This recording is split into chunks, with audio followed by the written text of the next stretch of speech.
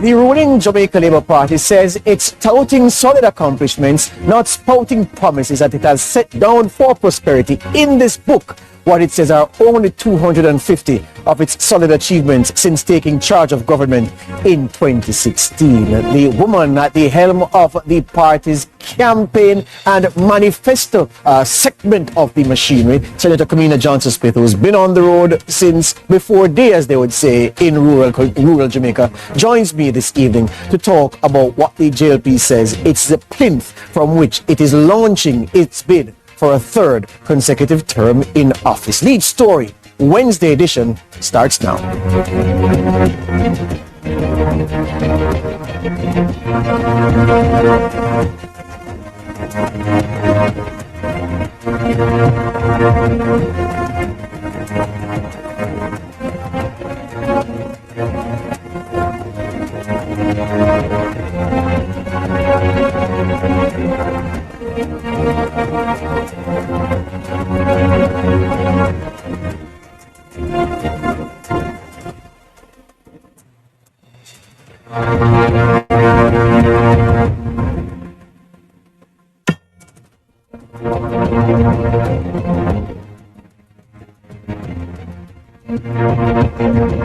Welcome to Lead Story on this Wednesday. A Wednesday like we've never seen before in the local politics. A prime minister on the streets of the corporate area handing out booklets chronicling what he says are his administration's solid achievements since taking office. That dawn happened February 25, 2016, and since that time the JLP's hand has been on the wheel of power, and the Prime Minister says how they have wielded that power is chronicled in this booklet. Well, not a booklet, it's a book that we have.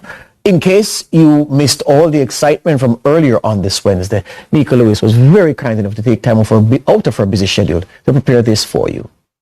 Having published its record of achievements only hours prior, the Jamaica Labour Party called a media briefing where it formally updated the nation on its Choose Jamaica general election campaign headed by Dr. Christopher Tufton. General Secretary Dr. Horace Chang exuded confidence that once the balance sheets have been opened, Jamaicans will choose Jamaica.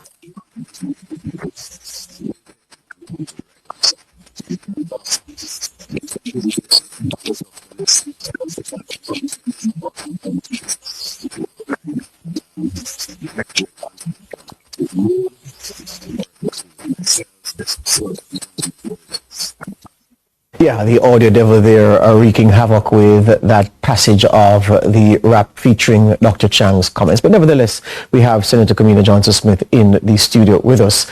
And Minister, good to see you this evening.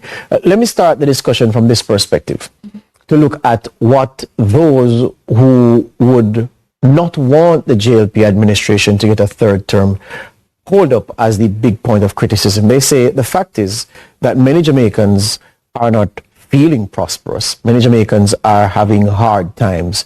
And so what is it captured in this book that shows what the administration has done in the area of easing the cost of living pressure that so many Jamaicans are grappling with? You know, we would never diminish the difficulties that any person or any family experiences at any point in time. We know that we have not reached every family or every community, but we know we've reached a lot. 350,000 people have water now that never had water before. 150 police stations have been renovated, bringing greater protection in the communities that they serve. 138 community centers have been upgraded to have community members now getting service in a way that is dignified and comfortable, better equipment, more doctors, more nurses serving from those community centers. We know that the parish courts have cleared their backlog, so people are getting justice faster, that we have free mediation, free conflict resolution, free counseling, free child diversion that has moved thousands of young people out of a prison path and right back into actually being top performers at their school because they've been set on the right path through mentorship. Free services, free mobile legal clinics, free mental health mobile clinics. things that have been happening that have been changing the lives of people in real and impactful ways that that we think will reflect in the vote. But we also recognize that everyone doesn't see that, and everyone hasn't experienced it yet. We know that the minimum wage has been increased by the highest percentage ever by an administration, 158%. When we took office, it was 6,200, and it's 16 now. Hold the point. Yeah. Have to take the first break. This is the lead story here on CVM TV. The Minister of Foreign Affairs, lady managing the campaign and manifesto work that the JLP is busy with right now, is in studio. More from her after these.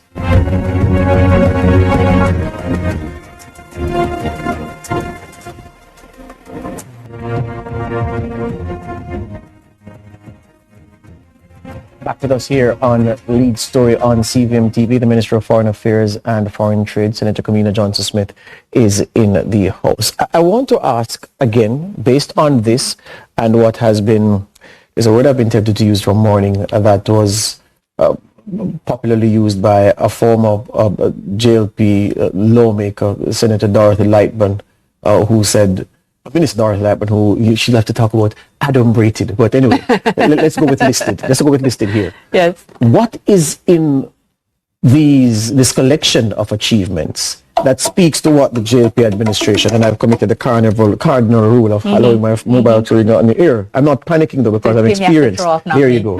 What is in this list of achievements for older Jamaicans who are drawing a pension now and are dependent on the state to help them live these golden years? Start from there. Well, you know, we established a social pension. One of our achievements is that we've established a social pension for those over 75 who never had a pension before. And we increased it. Then for those who had a pension, we've increased the NIS pension. We have increased the amount of conditions that are covered by the NHF, and we have increased the number of drugs and the prescriptions that are offered free. So we've moved from, I think it's about 1 million prescriptions being filled in 2015 to 3 million now. So we've literally tripled that amount. We have also reviewed, we had a select committee that reviewed all of the laws in relation to protection of the elderly. And so there's a new raft of proposals in respect of how we're going to ensure that we protect our seniors.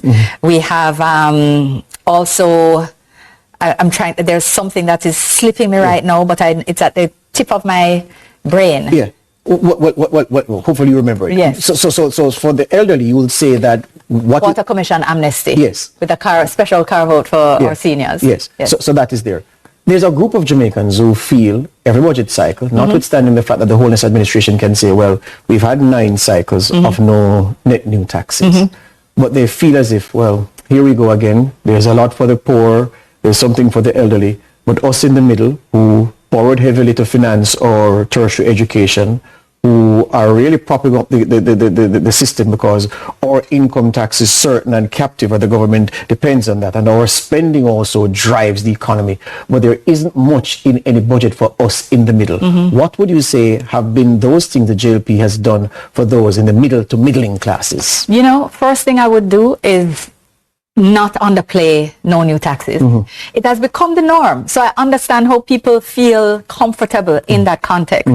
But I just invite everybody to remember the close to $60 billion in new taxes levied by us on us by the previous administration. The fact that every year, come February, March, because it wasn't a predictable cycle either, so around the second, third month of the year, you would start to fret about what new taxes. Businesses would slow down because they're waiting to see how to plan. Investments would halt. All of the accounting and banking agencies would be on tenterhooks waiting to hear what new taxes would come. Plus individual households.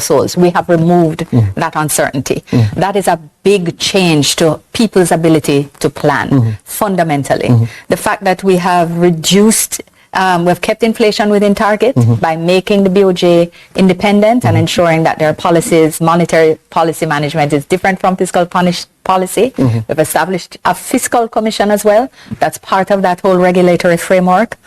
We have ensured that society at large is more stable by bringing down unemployment to historically low levels, cutting, again, apart from inflation, bringing down absolute poverty to historically low levels. Because you might be saying, but what does that have to do with me? But it's about creating that stable society in which growth can occur. We believe entirely that if we put country first at all times, then the growth will lift all of us because we'll be taking decisions that make sure that the widest number of people are impacted, and that will lift us all. The promotion of development, whether in housing, in infrastructure, the training of our young people and our not so young people, because among the 500 and odd thousand people that we have been training that have started to sign up at Heart since 2020, of course that sped up a lot when we removed all the fees in 2022. And what has happened is that the cycle of employment has become a lot more dynamic.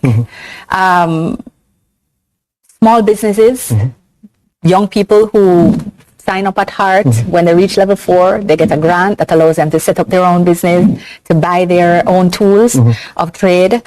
If you're not on path, the grant is $50,000. So you can buy whether you're a welding tool or you're a beautician or absolutely anything. You're an animator, you can buy a camera. Key supplies, equipment. Key supplies. And if you're on path, it's double that. It's 100,000 because you recognize that the person is actually starting with a deficit in terms of their social adjustment. All of these things, they contribute to a society that is becoming more stable and allowing for better growth and more social cohesion. So I hear you say that predictability where taxes are concerned and the predictability of no net new taxes, and an orderly society where employment is at record lows, where inflation is being managed. You're saying that that's how that benefits from those things accrue to those in the middle classes. Part of that, because let me not leave out cutting the debt in half, because what that is doing is allowing for more money to be able to put into the schooling system, which is where you're going to send your children. It's allowing, if you have special needs children, it's allowing us to have the first therapeutic center that we've had before. We've increased the number of shadows that are available free of cost.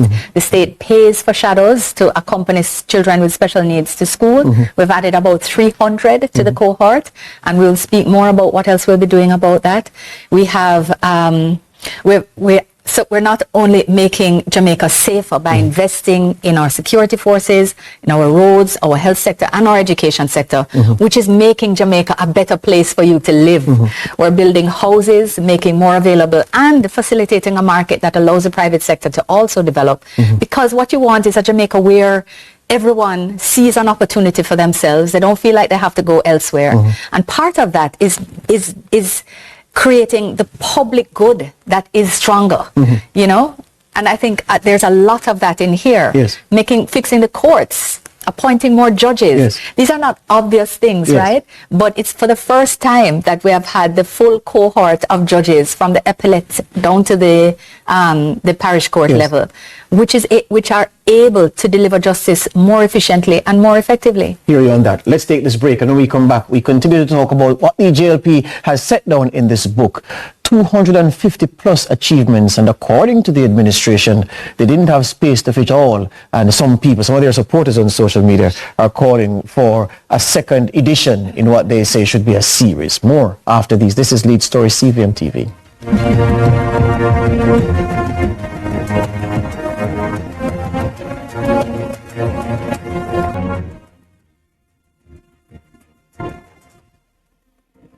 JLP supporters energized this evening after their party's surprise move to launch a blitz promoting what they say are 250 plus achievements under the Holness administration since it started this journey of governance in 2016.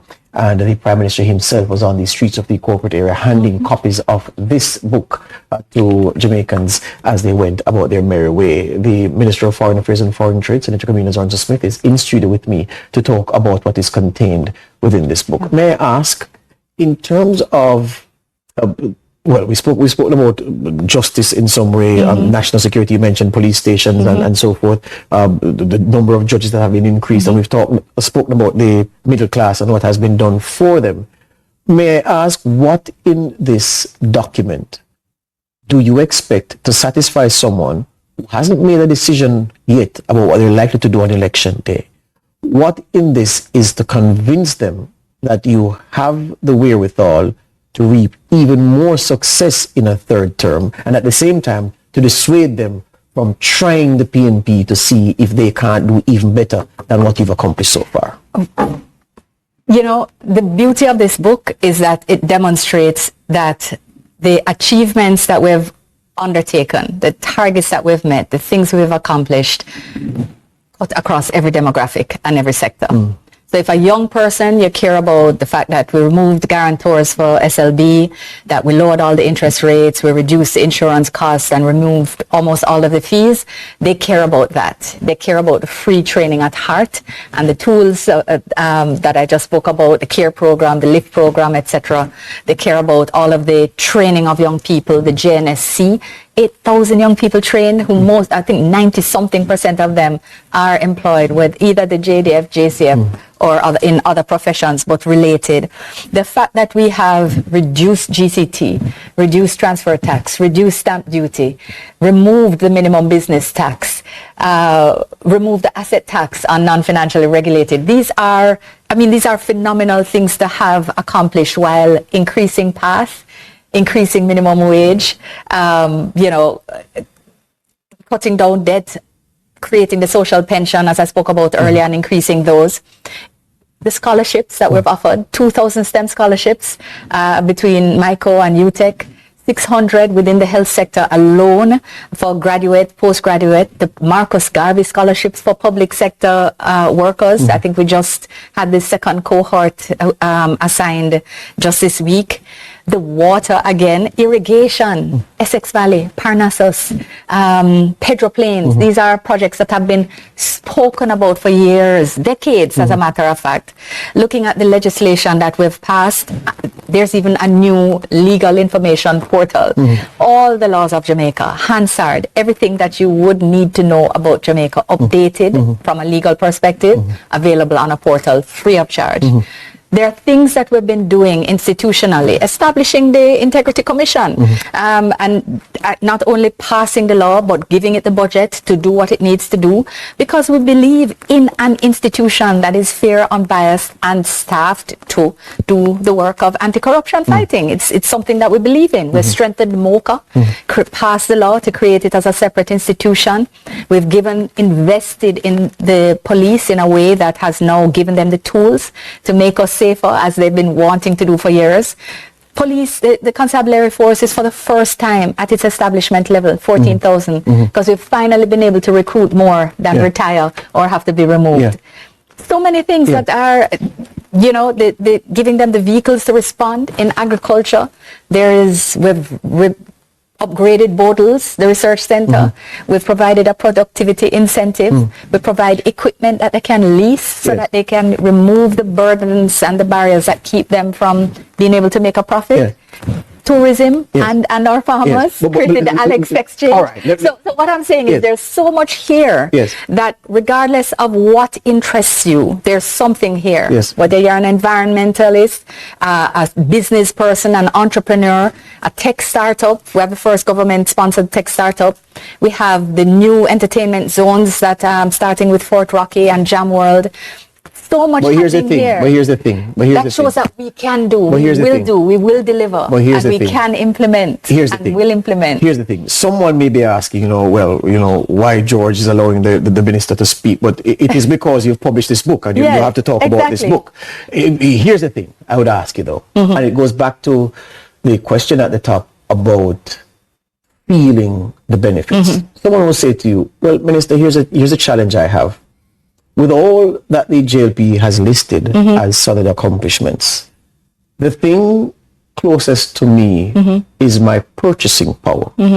And if I reflect on 9 years ago, what my dollar was able to buy, I would say that my dollar is no more powerful now under an administration that talks about 250 plus achievements, and that's a challenge I have. And maybe I may find that my dollar packs more purchasing power under the PNP. I'll put that to you for your response. So I would just remind them to do just a little research on the 90s when the whole world was booming and everybody was growing.